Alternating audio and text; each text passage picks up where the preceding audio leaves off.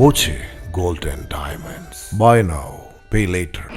Thrithala Kumbidi Kankappuzha regulator cum ബ്രിഡ്ജിന്റെ approach road നിർമ്മാണം മഴക്കാലത്തിനു മുൻപ് പൂർത്തിയാക്കുമെന്ന് അധികൃതർ. പാലക്കാട്, മലപ്പുറം ജില്ലകളെ ബന്ധിപ്പിക്കുന്ന പാലം നിർമ്മിച്ചെങ്കിലും അപ്രോച്ച് റോഡ് നിർമ്മാണം പൂർത്തിയായിരുന്നില്ല. സംരക്ഷണ ഭിത്തി നിർമ്മാണം, പുതിയ 4 കൾവേർട്ടുകൾ, റോഡിന് ഇരുവശത്തുമായി അഴുക്കുചാൽ സംവിധാനം എന്നിവയാണ് നടപ്പാക്കുന്നത്. പാലവുമായി ബന്ധിപ്പിക്കുന്ന പ്രദേശങ്ങളിൽ റോഡ് 1.5 മീറ്റർ മണ്ണിട്ട് ഉയർത്തേണ്ടതുണ്ട്. അതിന്റെ ഭാഗമായി കോൺക്രീറ്റിൽ സംരക്ഷണ ഭിത്തികൾ പൂർത്തിയാക്കുന്ന ജോലികളും നടക്കുന്നുണ്ട്.